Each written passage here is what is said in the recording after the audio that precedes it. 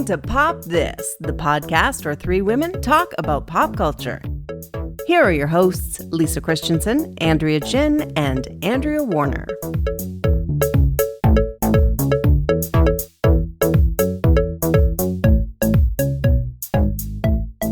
All right, so I'm here to tell you that I'm a big fan of the TikTok trends, as many people are, and especially food ones. And I just thought I would get your thoughts because I feel like this latest TikTok trend is very polarizing because it's a dish or a kind of food that I feel like people have very strong thoughts on. They never go, they're like, I hate this or I love this. So, are you ready? Hit us. Okay. But also, we have the exact right person on here to I know that. this. Yes. Yeah. My TikTok feed is mostly just Irish jokes and food. Let's go. All right. So, one of the big ones right now is cottage cheese. Oh. Absolutely not. What? Just cottage cheese? Well, you can use it in all kinds of different ways. They're like recipes, and I mean, some of them are kind of like rather dull, like on toast and stuff. But anyway, it's become quite a big trend on TikTok for the foodies. Just cottage cheese recipes? Yeah, they're cottage cheese recipes. People putting it in stuff. Yeah. I saw someone try to make like a flatbread out of like just cottage cheese. Like they just put it on parchment paper and then baked it and then turned it into a taco kind of thing. And I'm like, at this point, just eat the taco shell. Yeah, that's a bit. Like, just buy the taco shells and eat, But I mean, I've had cottage cheese in lasagna, right? That seems very ordinary. I've had that before. I don't. No. I can't do that. No. Yeah. Cottage cheese is a big no. I feel like that would just me. make Italy as a whole very mad at whoever's doing that. Am I making this up? Have you had cottage cheese in lasagna before? Well, no. I usually use ricotta. But it's because I hate cottage cheese. Okay, I'm just I don't think it's a traditional Italian way, like an Italian grandma would. Here, look at this. Here, I'm looking up right now. Mom's cottage cheese lasagna. It's a recipe. Who's the mom? Whose mom? I don't know whose mom this is, but who's ever mom, this is her amazing. Look at lasagna with cottage cheese from the website Foxes Love Lemons. I don't know what that is, but I'm telling you, it's out there and it's in lasagna. I happen to be a big cottage cheese fan. Whether I can eat it sometimes with canned peaches. Oh my gosh, is one of my favorites. Or toasted almonds. Just toasted almonds in the cottage cheese. One of my most favorite lunches. No? Yeah, no, I don't think so. That's a pass for me. Yeah, hard pass. Yeah, Why? I have issues. I have issues with food textures. Like, my wife was like, "You're probably on the spectrum with your food things." I'm like, "There's a very good chance of that." So a lot of food textures, I cannot. And cottage cheese is one of them. If I even with my pinky finger, I touch it, and I'm just like, no, ew. I have to wash my hand. I cannot. Yeah, there's Really? something about the texture I just hate. I can't. Well, do there's it. the different kinds though. There's the kind that's kind of dry, right?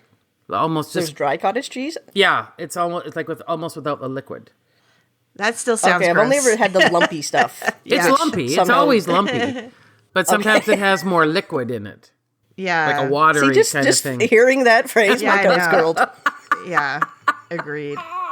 It's like, that's an ick.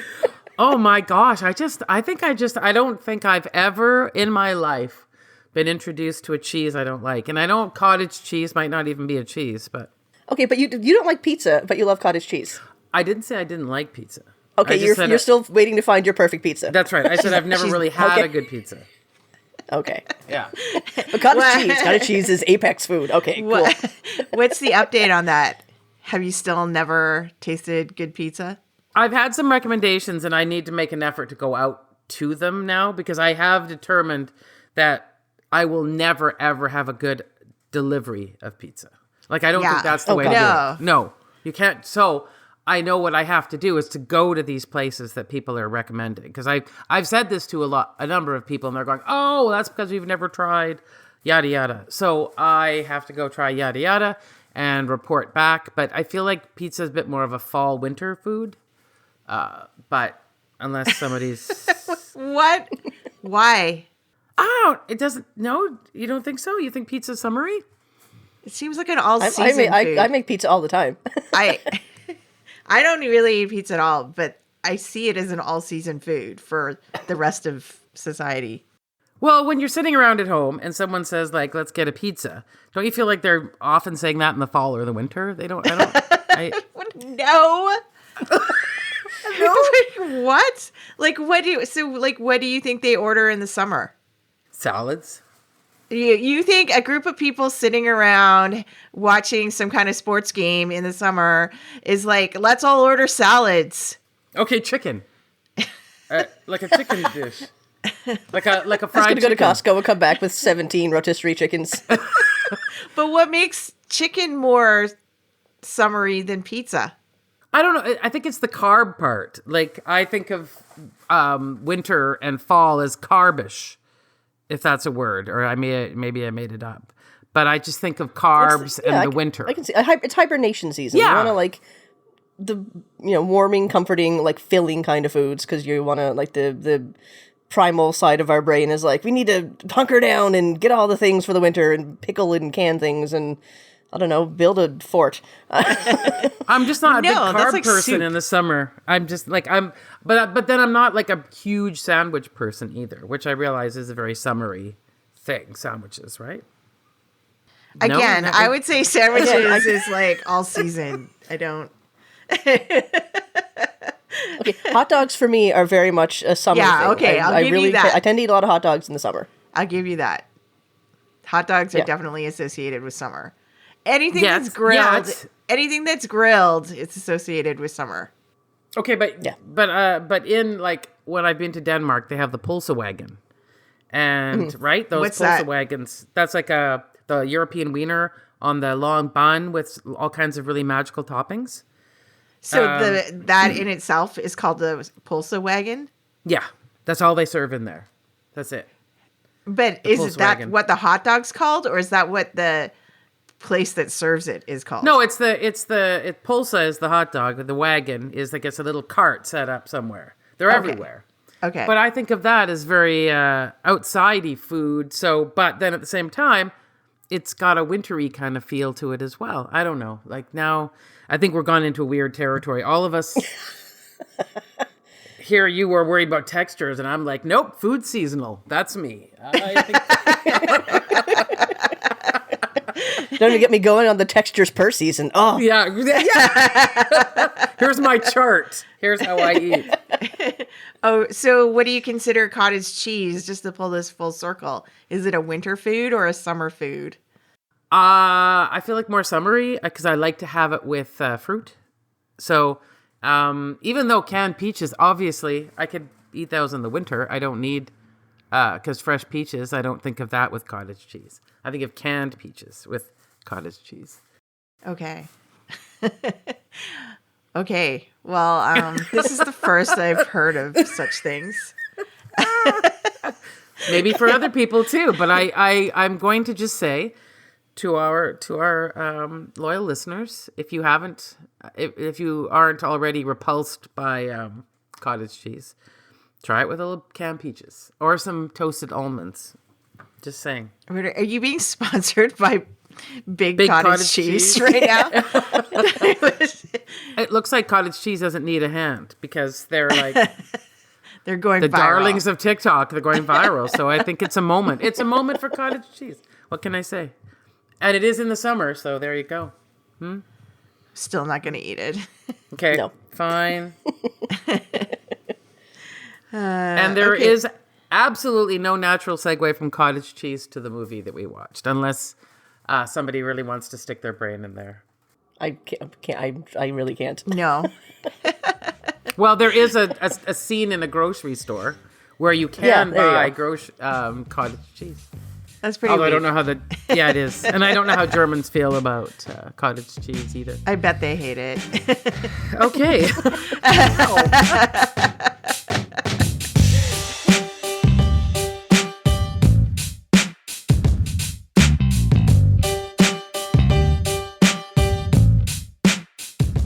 listening to Pop This. I'm Andrea Gin.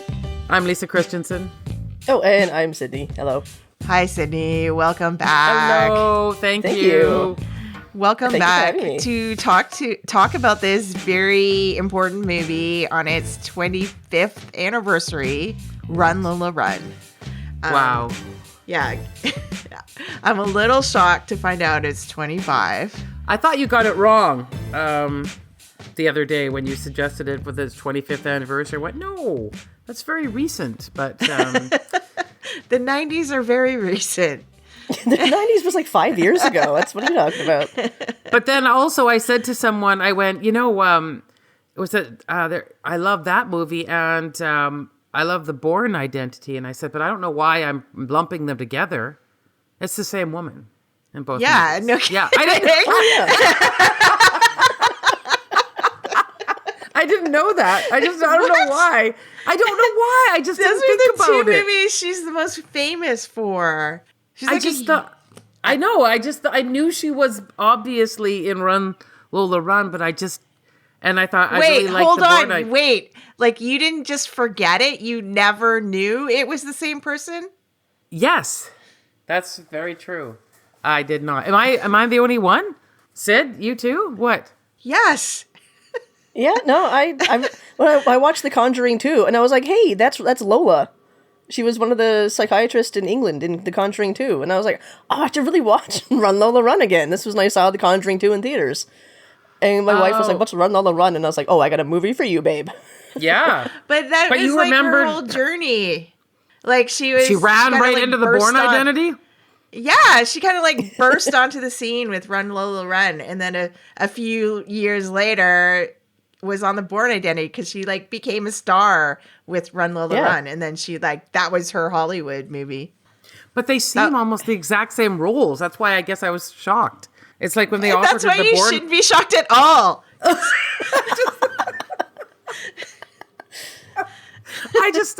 I've seen the Bourne Identity so many times too, and I just never. What? What? I don't even know how you could not recognize her if you've seen the movie a bunch of times. Right? She looks exactly the same. It's no, the same. she does. She hasn't really aged. Their hair and everything. I know. It's. I don't know. I guess it was the Matt Damon thing. I don't know. I was thrown off. Who knows what went wrong? But for some reason, she's also German in the Bourne Identity. Your point? No, it's okay. Like I get it now. It would be quite the coincidence for like two actresses who look very similar who are German to have been super like active and famous during that time. Believe me, I was surprised as you that these two movies had such a similar looking female lead. I mean, I just was very surprised too. So you've just sorry, I'm not going to let this. You just always wondered about it and never looked it up. Well, no, okay. I have seen Run, Lola, Run once, but okay. But then I've seen the Bourne Identity many times, and then yesterday I was thinking to myself, and I said to a coworker, I said it's so weird because when I think of Run, Lola, Run, I always think of the Bourne Identity. And they went, yeah, because it's the same woman. And I went, it is like that. So that's how that happened. Oh, okay. Yeah. Because they're almost the exact same part. Like, I just didn't think she would play almost the exact same part in two movies. You could have thought, oh, it's the exact same part. They probably should cast the same actress. Yeah. I just thought she might have said, no, I'm not doing the same thing twice or whatever. I don't know. Anyway, it was all rather shocking and exciting to me at the same time. So okay, well, again, let's keep moving. Yeah, moving on. okay. I feel like I'm querying, like I'm being a little hard on you for a couple of things so far, and we're only like 10 minutes into the podcast. Well, you're going to ask me now if she likes cottage cheese, and I don't know. Yeah, what's her opinion on pizza? Yeah, don't know any of those things. Yeah. So Sid is our guest, once again, you've been on our podcast many times. Lisa, can you read Sid's bio? I can, yes. Sid is a professional queer working with the anti-violence within the anti-violence sector. They are an Aries, a decent home cook, and an occasional drag show producer. They live in East Van with their wife, anxious rescue Chihuahua, and large himbo tabby cat. Thank you, Sid, for being here. Thank you for having me again. Sid, do you have the outline open? I do. Do you want to read the background? Yes, I would love to read the background. Run, Lola Run is a 1998 German experimental thriller film written and directed by Tom Twyker. I may have said that incorrectly. The story follows a woman named Lola, played by Franca Potente, who needs to obtain 100,000 Deutschmarks in 20 minutes to save the life of her boyfriend, Manny. Following its release, the film received critical acclaim and several accolades, including the Audience Award at the Sundance Film Festival, Best Film at the Seattle International Film Festival, and 7 awards at the German Film Awards. As it would. Yeah. Well, apparently, just reading a little bit about the history of this movie, it was considered like a real game changer in German film. Just like the tone and the style and everything was like completely different than most, I guess, what German film was at the time. I am reading a German novel right now, so which I don't think I've read many of them. So, and it's set in 1986 though, right now, and so Berlin Wall is still up, and it's quite a fascinating book. But yeah, I was already in the mood. You know how you get sort of when you're reading a book, you get in that kind of headspace. So this worked really, really well. Did you pull out your Doc Martens from the 90s too? Yes, and I don't. But as we were discussing earlier, anyone who hasn't seen this film, there's a lot of running involved. It's right there in the title, and how she does it in Doc Martens is quite. She must have been wearing them for years ahead of time. That's all I can say. Yeah, it just And they were the old 90s Doc Martens too. Those things weighed a ton. yeah. I know. And yeah, I feel like when she was filming, she must have just shredded her feet in those shoes, because like running on like pavement in Doc Martens, like Apparently she didn't train for the role, and she was a heavy smoker during it, so she was suffering with the Doc Martens and the smoker's lungs. Oh my gosh, and there's a lot of running in that. Like just Yeah. Never mind all the stuff that was probably cut, and oh my god, that's disgusting. Okay.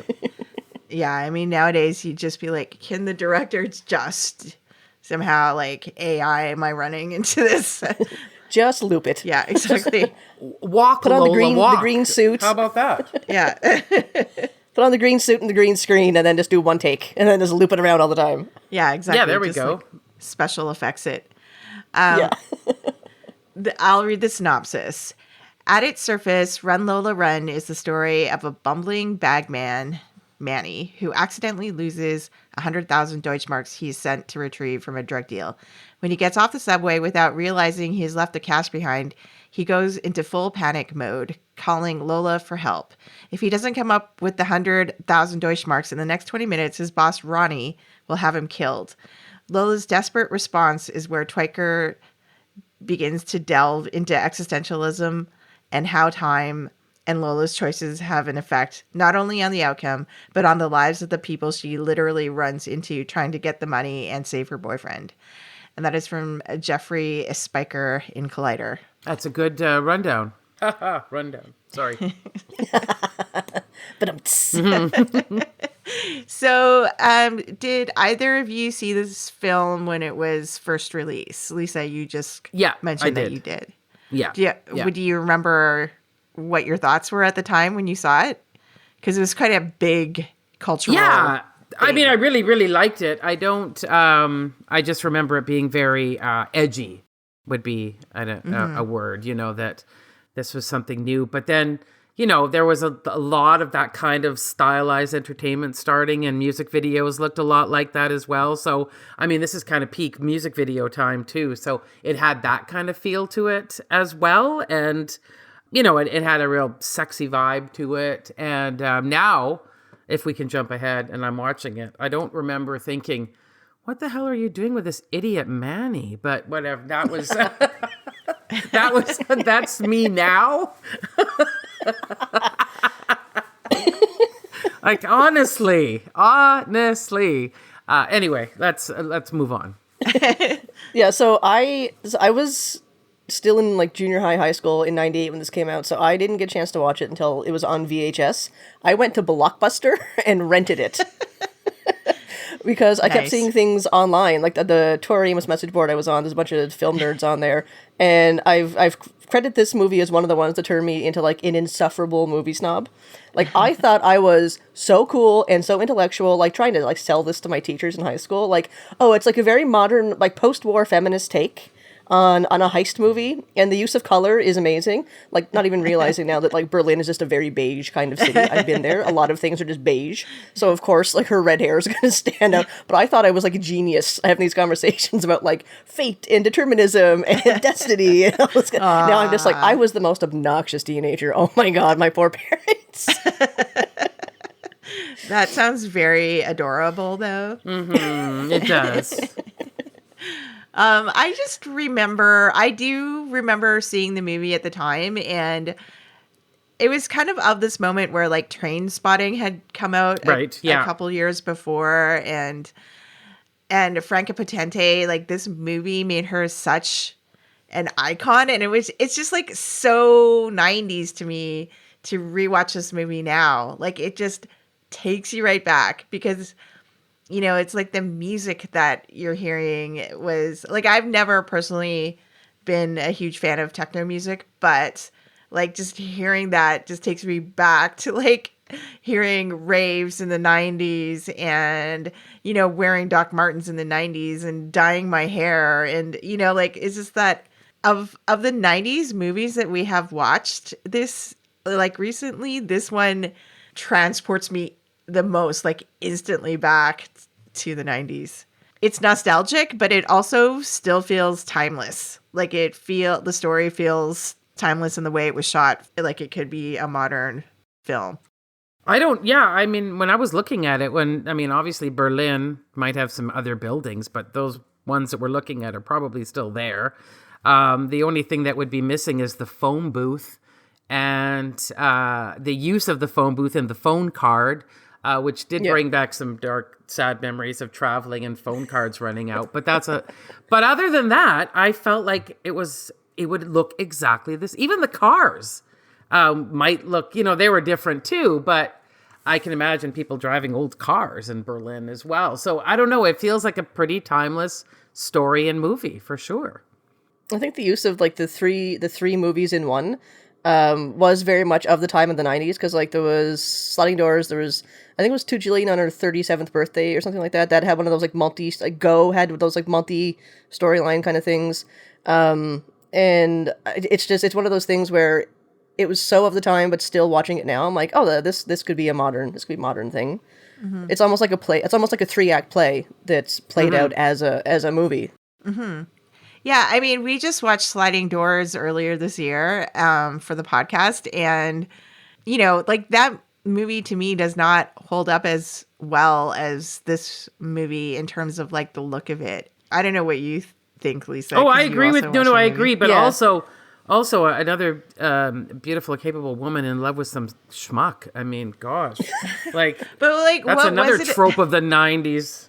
What was it about the 90s that like people were so interested in these kind of multiverse stories all of a sudden? I think it was fear of Y2K. I think a lot of stuff came down to the fear of Y2K, and if like because we were so fixated on that from like 98 until New Year's Eve, basically, at least for me and like where I was growing up, it was just so fixated on what's going to happen and what's going to happen if. So the if was like the big thing. It's like, if all these things happen, where's life going to go after? So I think with the multipath movies and the multiverse movies, it's like it's giving us like a weird sense of comfort. Like, things will work out regardless of what's going to happen. So just calm down. Also, like, NASA is working on this stuff. You don't need to worry. I wonder also if it had anything to do with video games becoming more popular, because it has a video game kind of feel to it, right? Where you start over again.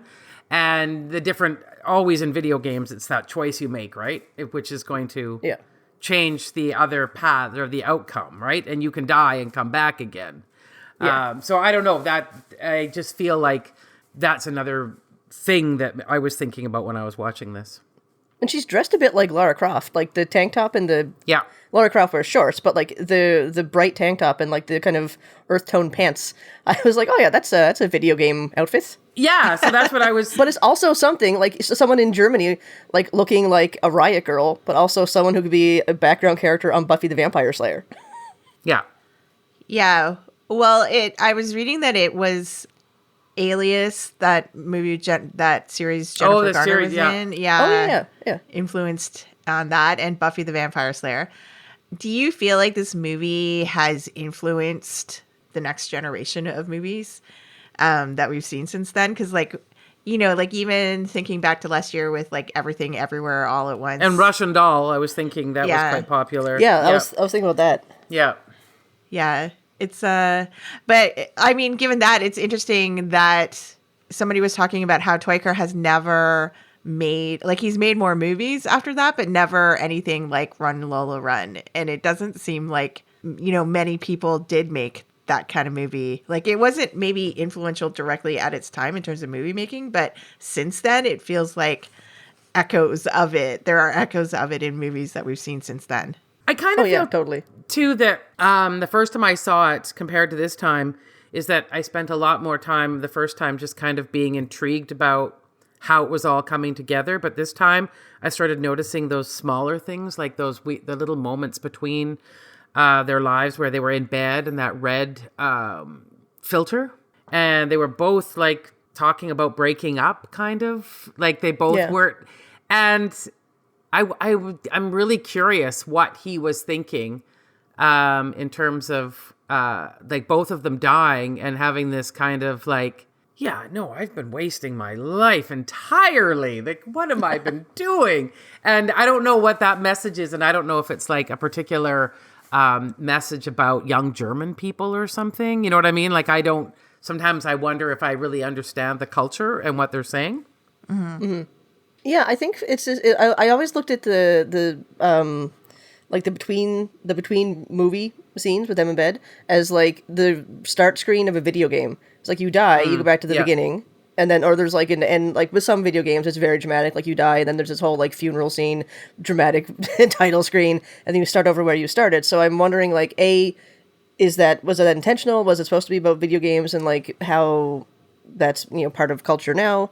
But also like watching it now as an adult with like a bit more of a film nerd brain with like education behind me, I'm watching it like, okay, what is she doing every time that's a little bit different? Because I'm not going to say it's a supernatural element, but she does tend to change tactics every time. And there is that point in the third act where the security guard's like, oh, you're here. Or he references her like showing up later or she finally arrived. So people are kind of maybe aware that she's time looping, but she may not be as aware that they're aware. So it's like kind of like this bordering on philosophical, like existential stuff. Like, is everything happening everywhere all at the same time? And how do we know this is our actual reality and this kind of stuff? Yeah, no, exactly. And also, I just really enjoyed those odd little cutaways, like when she bumped into a person. And like the bike thief, when he falls off his bike, which ordinarily we would all think, oh, that's terrible. But no, he gets to the hospital and he marries the nurse that cares for him, right? Whereas the other situation, he doesn't fall off the bike, right? And then he becomes a drug addict and dies.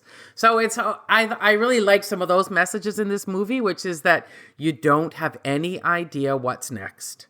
It could seem really bad right at this moment, but that doesn't tell you anything about what's coming up. Yeah, there's very much the butterfly effect. Yeah. I mean, so how do you choose to interpret this movie? Like, what do you think her reality is?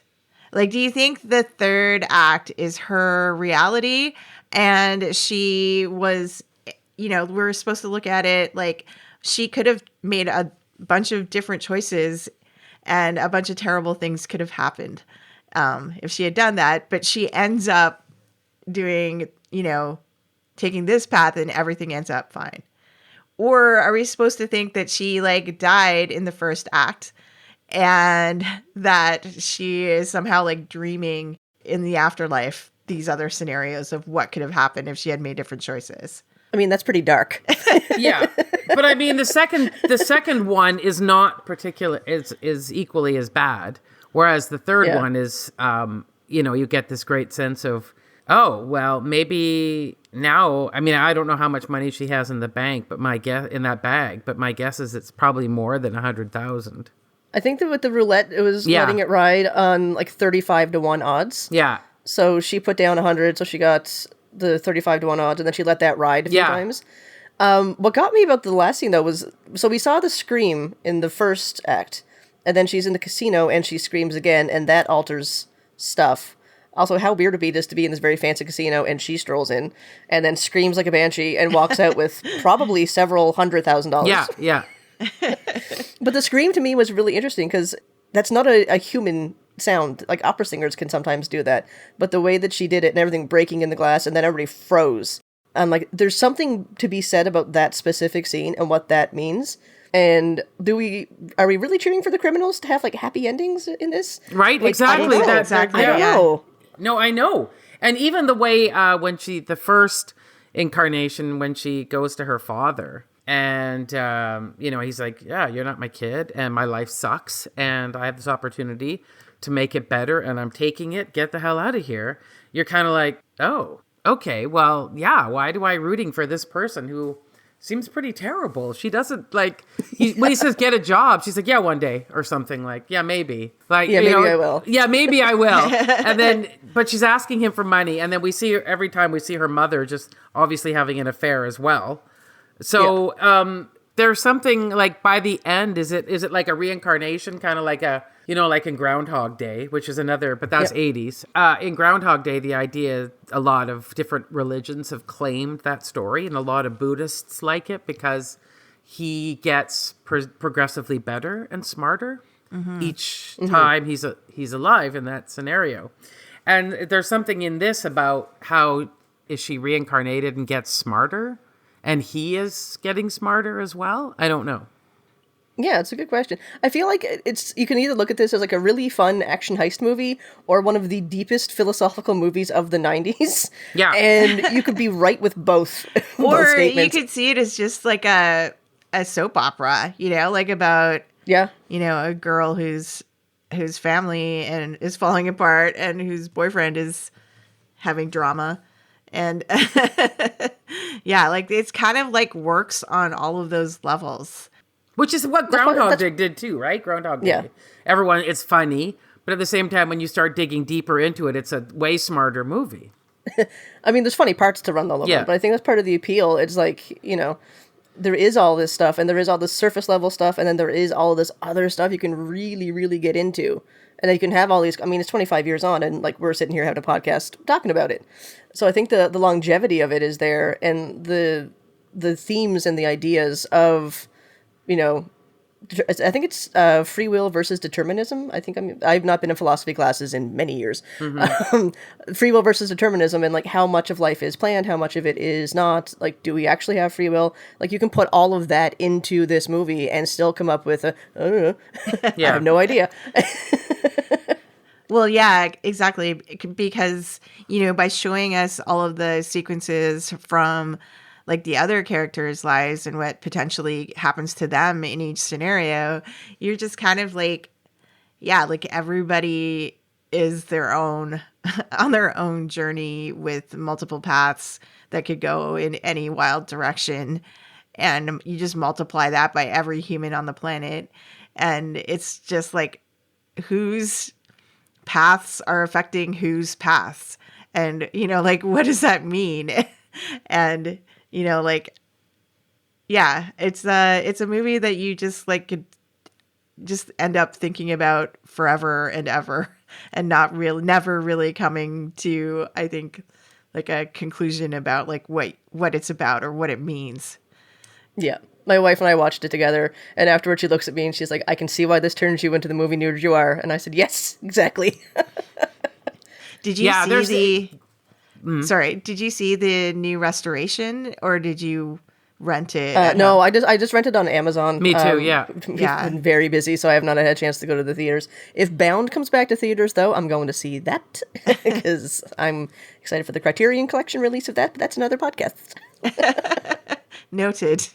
Yes. Yeah. I don't know. Like, have we ever seen another movie like Run, Lola Run? Like, what would you compare it to? Well, Russian Doll think came to mind, first of all, like, but that's 25 years later. I bet you there's something in between, there. Yeah, I mean, like I said, I feel like I don't know when I watched it again this time.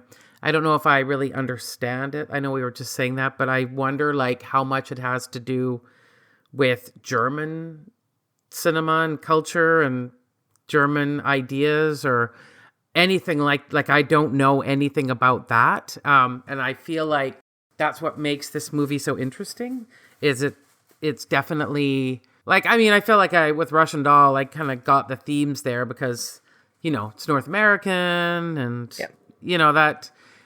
but whereas this one has got a whole other layer that I don't know anything about.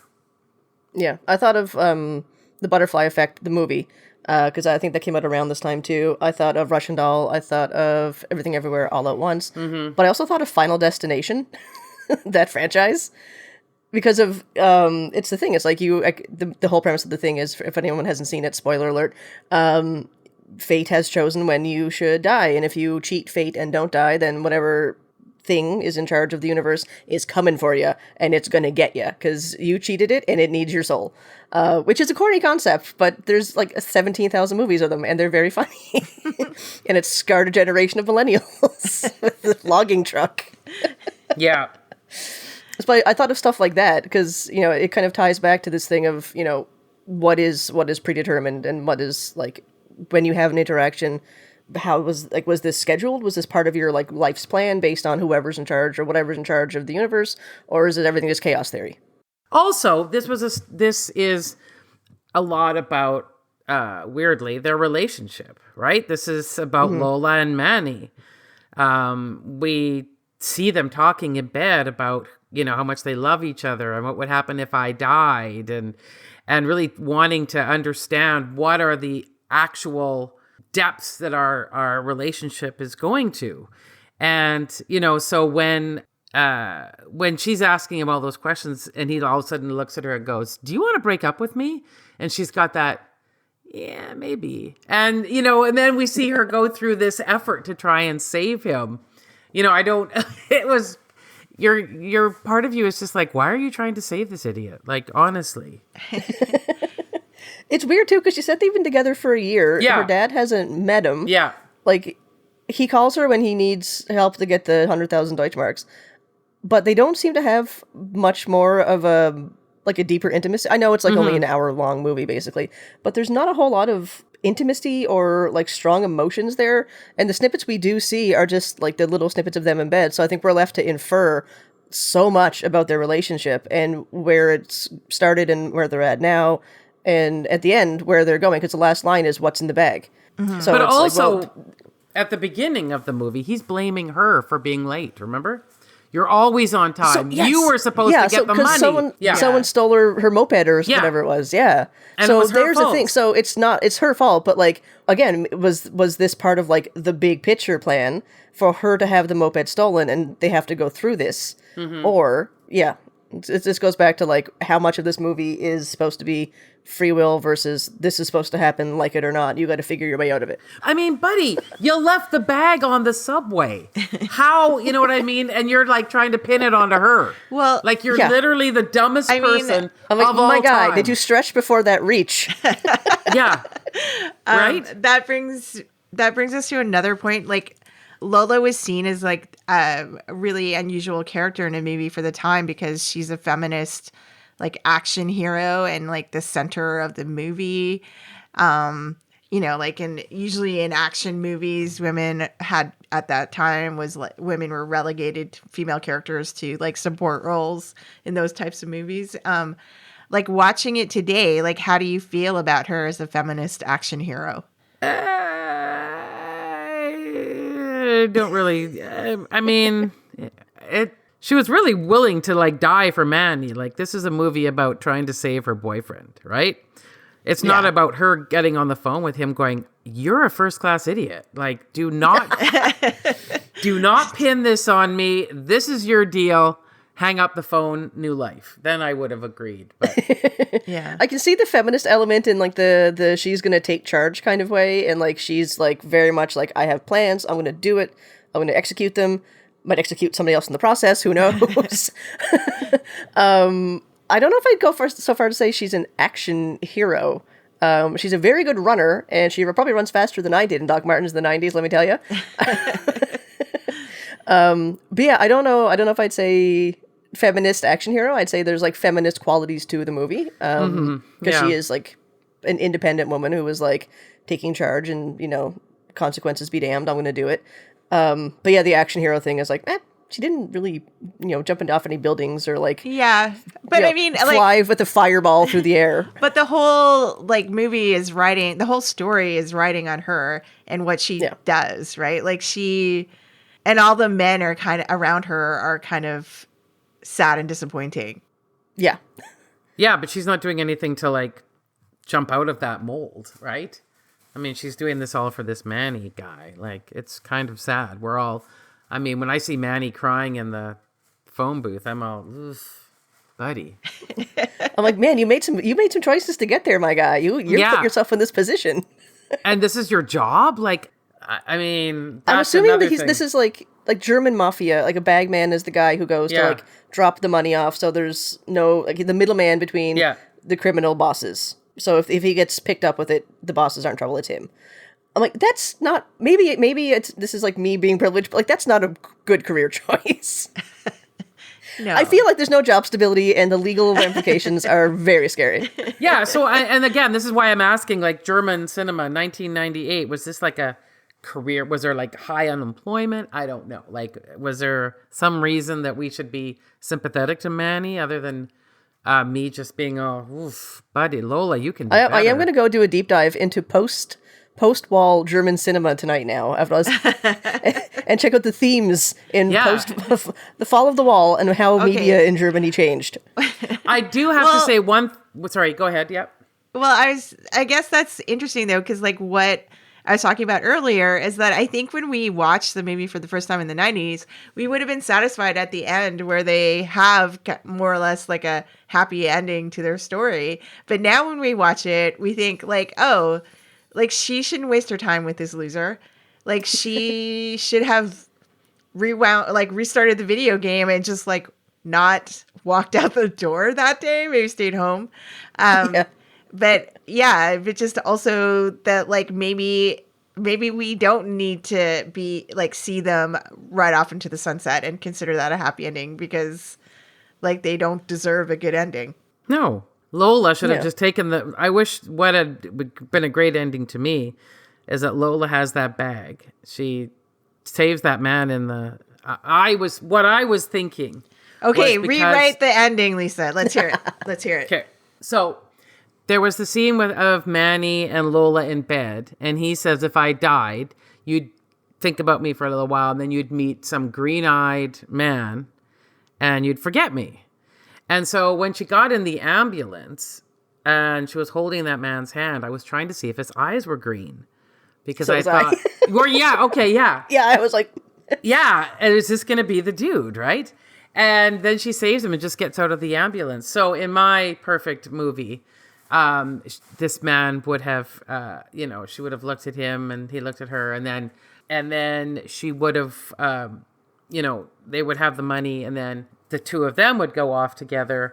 Unfortunately, she would end up in Prague with Matt Damon. So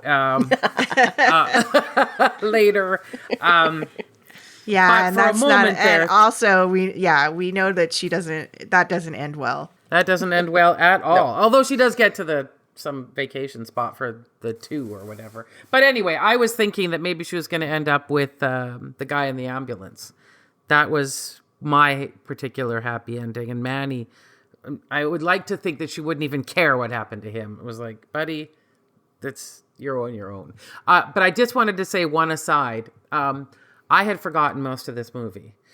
So when Lola came ripping around the corner in the first story, and she knocked that woman with the baby carriage, the stroller there, I was thinking, oh my God, what's next? Is there going to be someone with a sheet of glass going across the street? I thought, because it felt so slapstick. And sure enough, I cannot believe the guy put the pane of glass in. I could not.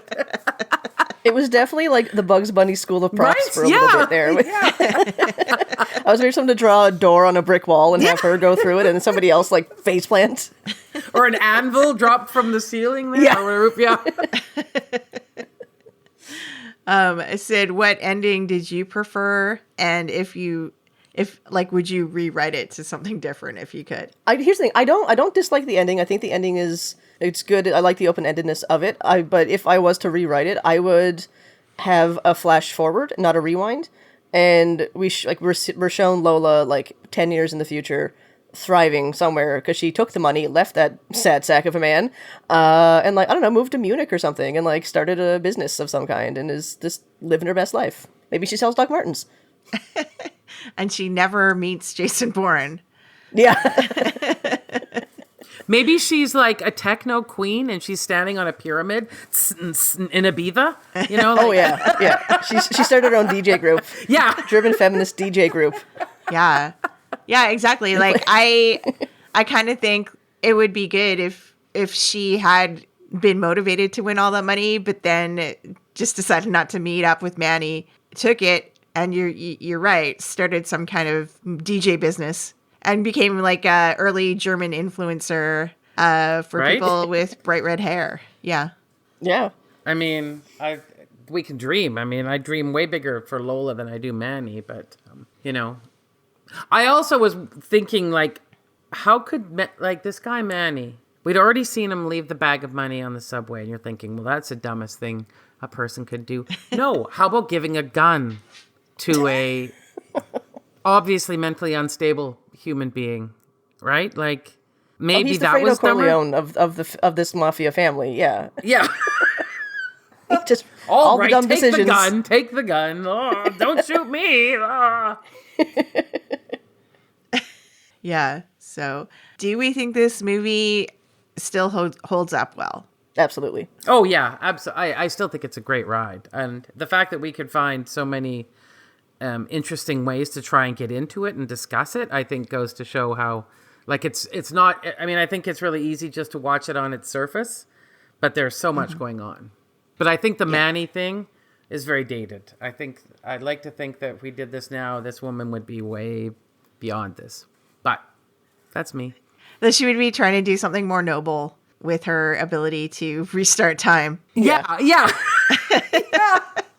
Exactly. Yeah, because can you imagine? Like, that's what you're gonna died work for? on? Yeah. Yeah, him? Yeah. Okay.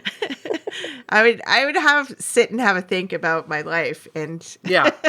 maybe I take the money, go to Spain, think about it for a while, and be like, you know what? Spain's pretty nice. Maybe I'll stay for a while. Yeah. Without him, without the sad sack of a man. Yeah.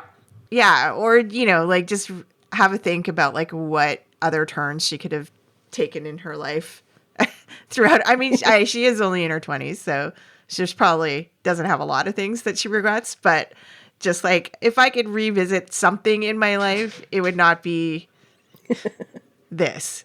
Yeah. Also, no one in their 20s is of sound mind for the most part. That's I particularly think of bad. me in my though. 20s, and I was like, oh. Yeah. Yeah. But yeah, I think this movie still pops, and I'm glad it I got absolutely a agree. Yeah. 25th anniversary re-release. And Lola is iconic, despite being burdened with a very 90s feminist story of saving a man. Yeah, so I think we're all in agreement.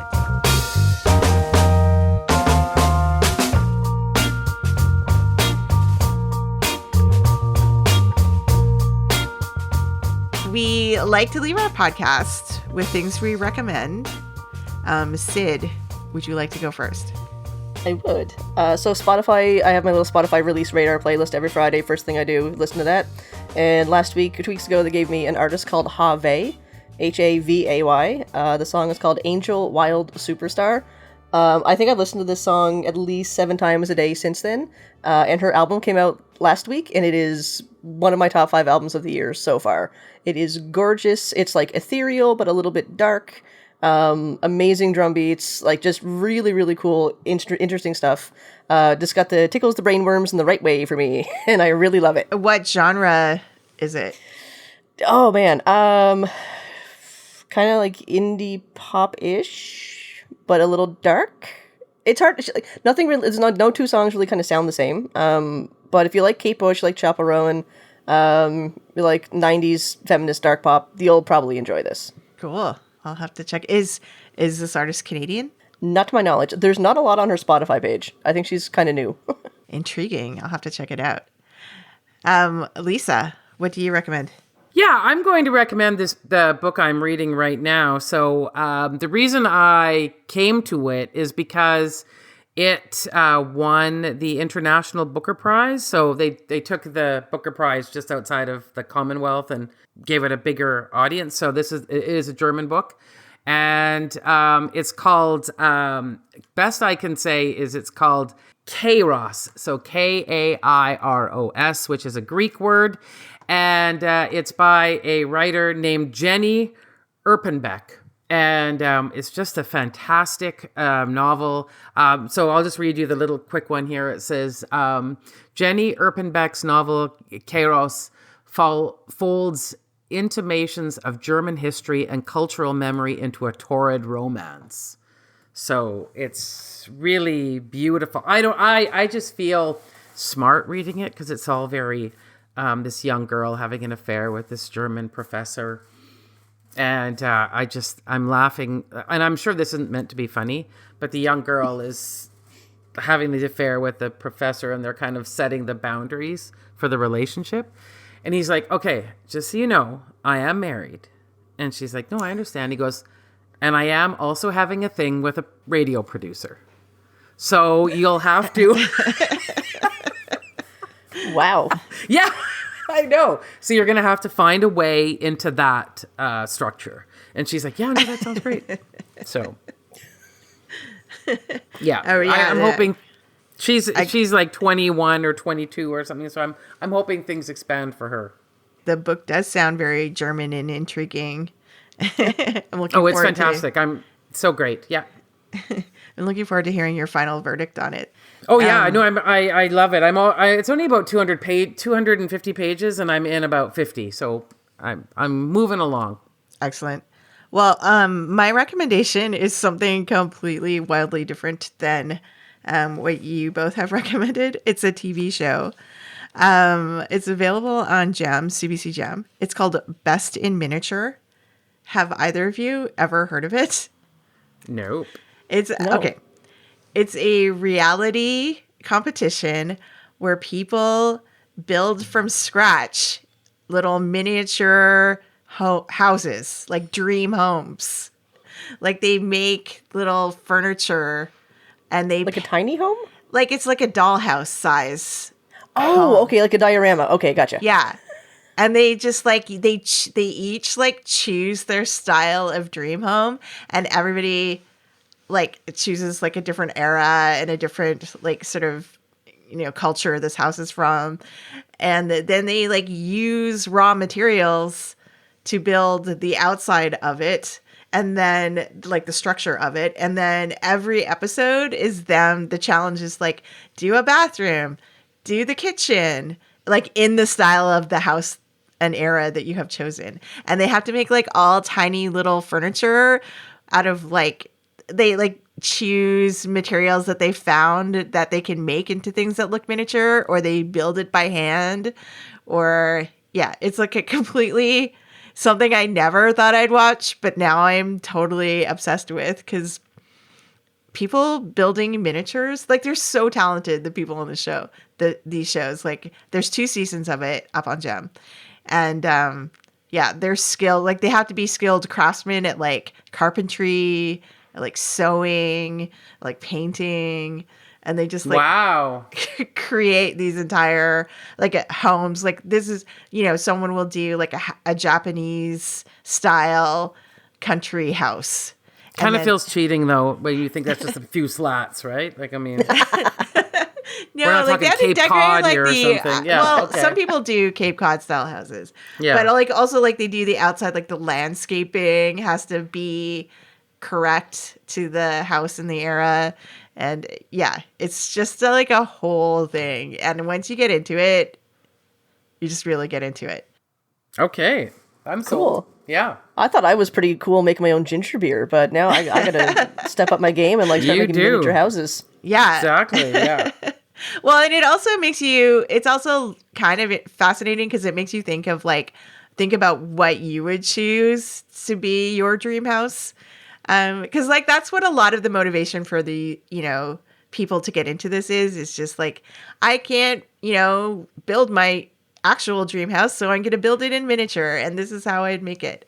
And so, yeah, you spend a lot of time thinking about like, if you could choose a dream house from any era and any style, like what exactly it would look like. Amazing. Wow. That's really cool. Yeah.